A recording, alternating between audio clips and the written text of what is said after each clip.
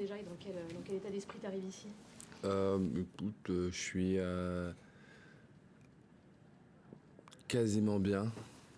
J'ai eu quelques petits pépins la semaine dernière, un petit peu physique, et du coup, du coup, j'essaie de me mettre au mieux de ma forme.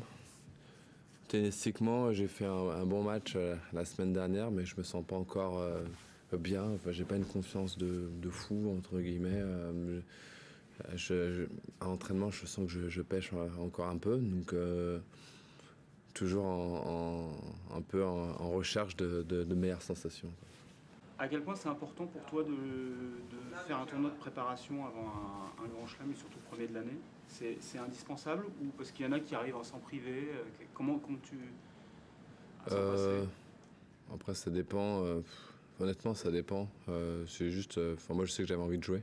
Euh, Cette année, c'était un peu spécial parce que c'est la première fois qu'on voyageait si loin avec la famille. Donc du coup, généralement, je joue la première semaine. Et j'aime bien arriver à Melbourne. Et donc du coup, et même c'était un peu spécial parce que c'est la deuxième année que mon agent aussi est directeur d'un tournoi. Donc du coup, on est allés tous les deux jouer le tournoi. Et donc j'ai joué, mais j'aime bien jouer au moins une semaine avant, quoi qu'il arrive en début d'année. Et donc cette année, c'est tombé que je joue la semaine d'avant, quoi. Ok. Justement, le fait de voyager en famille, qu'est-ce que ça change en termes de logistique? C'est un peu plus Ouais, forcément. c'est différent. Ouais. C'est vraiment différent. C'est de l'adaptation en fait. C'est juste adapté à avoir un programme un peu différent, quoi. Je sais pas si tu as regardé le tableau ou pas. Ouais, j'ai vu que je jouais Hanfman. Voilà, je sais pas si tu as regardé un tout petit peu plus loin, mais potentiellement, non. J'ai juste regardé que je jouais Hanfman déjà. Et après, je crois que. Il peut y avoir Murray sur ta route, il peut y Ouais, avoir je crois Djokovic. que. Est-ce que c'est un truc Et pas déjà, du tout? Hanfman, c'est déjà bien. Hanfman, c'est déjà bien. Début d'année, je regarde toujours vraiment le premier match. Hanfman, c'est un joueur en plus qui m'a battu quand j'étais dans le top 10. Donc, donc du coup, je m'en méfie encore plus. Un bon joueur. Donc, essayer déjà de gagner ce premier tour, ce serait déjà bien. Très bien. Des attentes particulières ou Non, vraiment pas c'est du tout. ça Non, pas du tout, parce que j'ai mes objectifs que j'ai dit, ce serait forcément essayer de me qualifier pour les JO cette année. Mais on va dire à court terme, vu que je me sens pas comme j'ai envie de me sentir, j'essaie de me fixer vraiment match après match, essayer d'avoir des bonnes sensations, de mieux me sentir pour pouvoir essayer de performer au mieux, au plus vite. Mais ouais, pour l'instant, c'est pas ça, c'est pas comme je veux, quoi. Donc on travaille. Qu'est-ce qui manque si juste tu dis c'est Oh, pas comme je veux, est-ce que plein de choses, hein. Ce serait beau d'arriver de jouer son meilleur tennis, plein de choses. C'est dur, qu'est-ce qui manque? C'est forcément la confiance et de trouver ce qu'on a envie de trouver. Et c'est ça voilà, qui coince un petit peu de temps en temps. Je trouve que à l'entraînement, je tape pas la balle comme j'ai envie de bien la taper. C'est juste que je suis très honnête avec vous en fait, hein, parce que sinon on peut dire ouais, tout se passe bien. Non, je m'entraîne bien, c'est cool, c'est vrai, mais j'ai pas, j'ai pas la confiance que je veux. Je trouve que je joue pas. Euh, je joue pas encore comme je le souhaite jouer, donc voilà, on travaille pour et justement les tournois c'est fait pour ça finalement, qui a aidé, gagner un ou deux matchs, même en jouant mal, à donner un peu plus de confiance et après mieux se sentir, hein, finalement, c'est pas si mal et c'est pour ça que voilà, à court terme, essayer de gagner un match et peut-être deux, trois et on verra, quoi. Est-ce que les petits soucis physiques dont tu parlais sont un peu liés aussi à ça? Non, mais je me suis fait une entorse, hein. De toute façon, tout le monde l'a vu, hein, je me suis fait une entorse. Généralement, en fait, tu sais, c'est un peu ce parallèle. Les gens, ils ont l'impression qu'on est un peu surhumain de temps en temps, tu vois. Et surtout moi, je suis fait une entorse de la cheville, donc je suis revenu quand même assez rapidement, mais j'en souffre toujours un peu, quoi. Donc forcément, on a, euh, on a un staff particulier, mais bon, en étant un peu plus âgé quand même, je mets plus de temps à récupérer, donc ma cheville, elle me traîne un peu. Et finalement, ça part de là et après, ça dérègle tout, hein. De toute façon, ça dérègle tes appuis. Forcément, on veut jouer, on veut s'entraîner. Donc, il y a plein de parties du corps qui coincent un petit peu plus. Donc, du coup, on va dire, ma chaîne, elle est au lieu d'être toute droite, elle est un peu désorientée un petit peu. Donc, c'est d'arriver à lier, voilà, de bien s'entraîner, bien jouer en match et surtout arriver à bien récupérer. Donc ça prend un petit peu plus de temps avec un peu plus d'âge, quoi. Si on inversait les rôles et que tu te mettais ici à la place d'un journaliste, comment tu te projetterais dans ce tournoi avec Djoko qui brigue un 25e Grand Chelem, un 11e titre ici, qui semble toujours intouchable? C'est quoi ta vision de ce joueur et de cette saison qui s'annonce où on a l'impression qu'il est presque seul sur la planète? Est-ce que c'est ta vision aussi ou c'est un peu caricatural?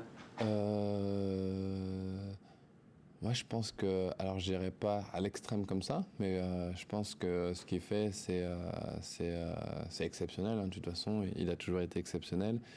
Et en entame de cette saison, c'est sûr que j'aurais... en fait, quand je dirais, j'aurais beaucoup de questions, pas forcément envers lui, mais beaucoup de questions un petit peu par rapport à comment il va gérer cette saison, quoi. On va dire, comment il va gérer cette saison, euh,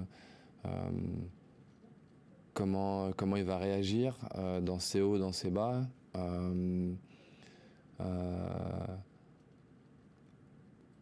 Par rapport à ses objectifs, parce que lui, il peut dire un peu vraiment ses objectifs, vraiment essayer de comprendre ses objectifs, essayer de comprendre comment cette année, en fait, c'est quoi son objectif principal? Est-ce que c'est vraiment le Grand Chelem ou est-ce que c'est pas la médaille au JO? Est-ce que c'est un Grand Chelem, une médaille au JO? Est-ce que c'est faire le Grand Chelem, le fameux Grand Chelem? Ouais, je pense que j'essaierai d'analyser plus ça et surtout enfin, à votre place, de voir comment un athlète, tu vois, de sa trempe brille toujours dans son sport avec une carrière aussi longue et tu vois, forcément, moi j'aime bien voir dans les autres sports comment c'est et que finalement, je pense que c'est un des sportifs, il y en a peu, mais c'est un des sportifs, je pense, peut-être dans un top 5 qui brille toujours avec une aussi longue carrière et toujours au top, quoi. Si tu avais une chose à apprendre chez lui, ce serait quoi? Une chose à prendre? Je parle pas de son palmarès, Ouais. c'est 25 du Grand Je vais Chelem. dire, tu sais, c'est bizarre ce que je vais te dire, mais tout, parce que c'est le plus fort, tu vois. Donc, tu vois, tout, comme ça, c'est général, donc je prends tout, quoi, tu vois ce que je veux dire. Donc, non, tout, forcément, tu parles du mec le meilleur, donc tu prendrais tout, quoi, forcément. Ouais. Mais après, qu'est-ce que je prendrais pas? Ça, c'est... Qu'est-ce que je prendrais? Ouais, tout, forcément, dans son savoir. Après, il y a plein de choses, forcément, que je prendrais pas, parce que ça m'intéresserait pas forcément non plus, quoi. Petite dernière question. Elina a très bien démarré la saison. Très bien. Ça fait partie aussi de la motivation du groupe, la famille, là. De démarrer une saison comme ça donne des ailes. Pour elle, c'est important, hein, je pensais. Pour elle, c'est important. On essaye surtout, je sais que dans tout ce que je fais, et de plus, c'est de la prioriser aussi un petit peu plus, vraiment. Qu'elle, elle se sente un peu mieux quand même que moi.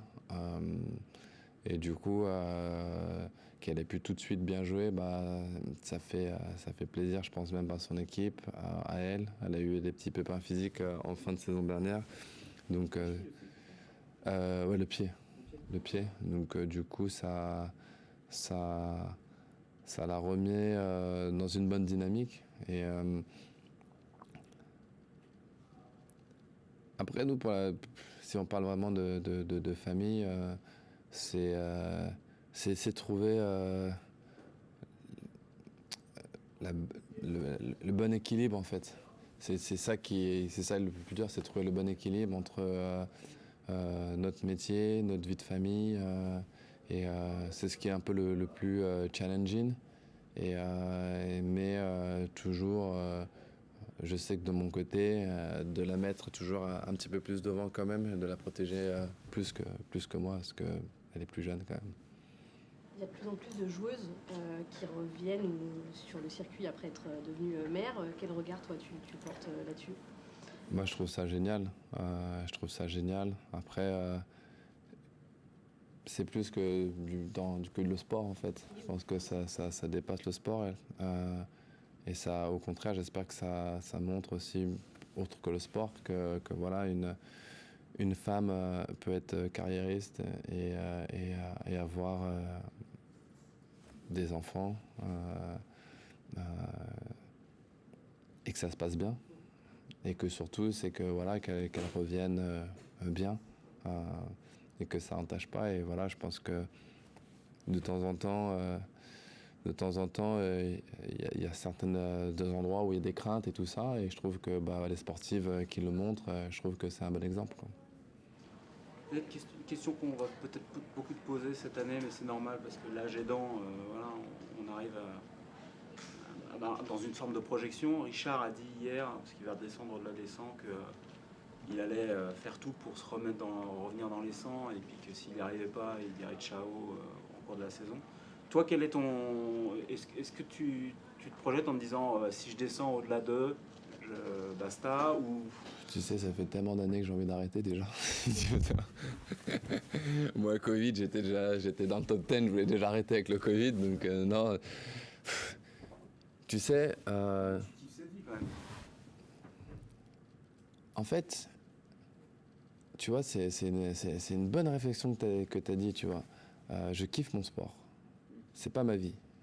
Et ça, les gens, ils oublient, tu vois, c'est pas ma vie. Ma vie, justement, ma vie, c'est d'être papa, tu vois. Ça, c'est ma vie, tu vois. Je kiffe mon sport qui me permet de vivre un moment différent dans ma vie.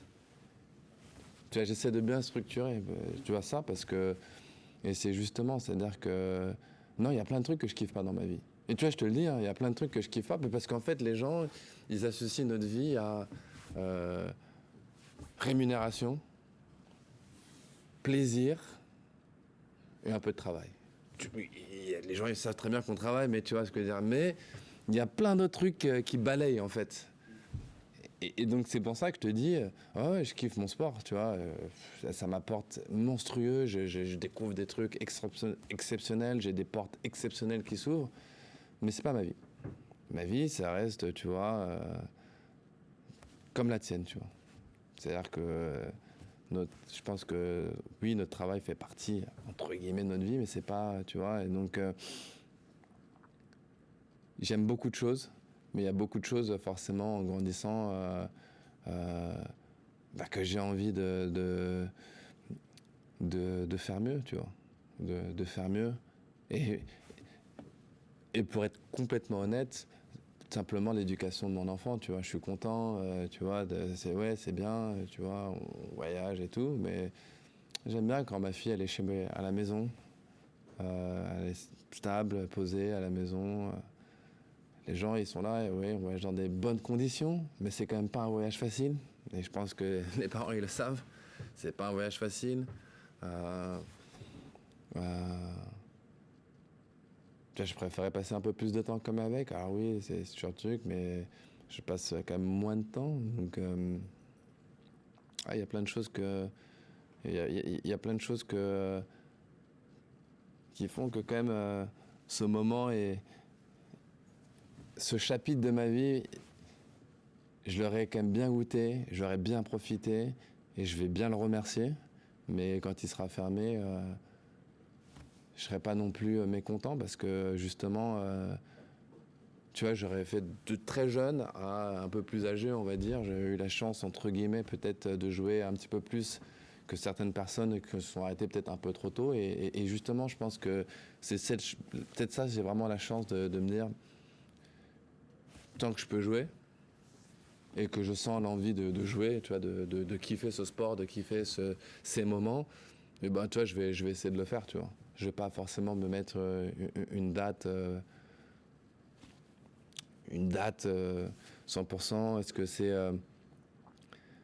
Parce que finalement, quand Richard il te dit, tu sais, si je veux au-delà des 100, c'est plus le niveau, hein, tu vois. Il faut dire un mot. C'est si tu as toujours le niveau, mais après, c'est quel niveau que tu veux...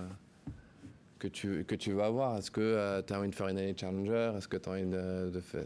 Tu vois, c'est toujours ça, tu vois. Donc, c'est... Tant qu'à un certain niveau, tu penses que tu peux faire ces sacrifices, bah, tu continueras à jouer. Tu vois, l'année dernière, j'étais pas non plus... j'étais pas dans les 100, j'étais quand même très loin, je crois que j'étais pas loin d'être 400 à un moment, hein, quand même, j'étais pas loin d'être 400, donc en très peu de temps, d'avoir réussi à rentrer dans les 100, franchement, miracle et très content, mais je sais plus si je t'avais dit, mais j'ai senti quand même qu'à un moment, tu vois, quand je suis arrivé aux États-Unis, bah, que j'avais toujours un peu ce niveau-là, tu vois. J'avais toujours le niveau qui permettait que, bah oui, si je continuais à faire le sacrifice, alors je te dis pas le niveau de gagner des grands chelems et tout ça, mais le niveau par contre, bah, d'inquiéter un peu les meilleurs, de pouvoir enchaîner et tout. Donc finalement, tu fais les sacrifices, j'ai eu de la réussite, boum, je suis rentré dans les 100 assez rapidement. Donc tu vois, tant que je pense que j'ai un niveau qui permet que je joue correct et que je me fasse plaisir et que tu vois, j'arrive à faire plaisir aussi aux gens qui me suivent, j'irai, quoi. Ça va être ça, quoi.